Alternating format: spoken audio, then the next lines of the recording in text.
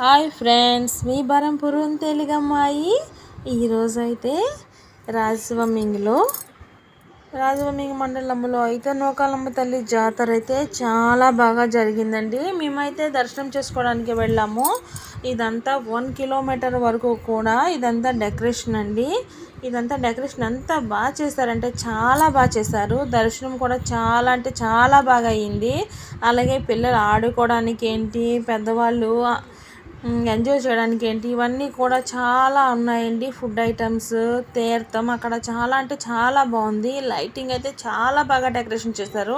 అమ్మవారికి అయితే కాళ్ళ దగ్గరికి వెళ్ళి మొత్తం అంతా చాలా పెద్ద విగ్రహం అనమాట. చాలా బాగా దర్శనం చేసుకున్నాం. మేమైతే మార్నింగ్ టైంలో దర్శనం చేసుకున్నాం. నైట్ టైం అయితే చాలా క్రౌడ్ ఉండాలి, అందుకే మాకైతే దర్శనం అయితే అవ్వలేదు.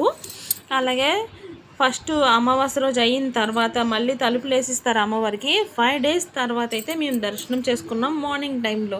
అలాగే ఆ వాటర్ అంతా కూడా పసుపు నీళ్ళతోని బిందులతో 3 బిందులు అక్కడ మెట్ల మీద అయితే పోసి దండం పెట్టుకుంటారు. అమ్మవారు చాలా పవర్ఫుల్ అండి.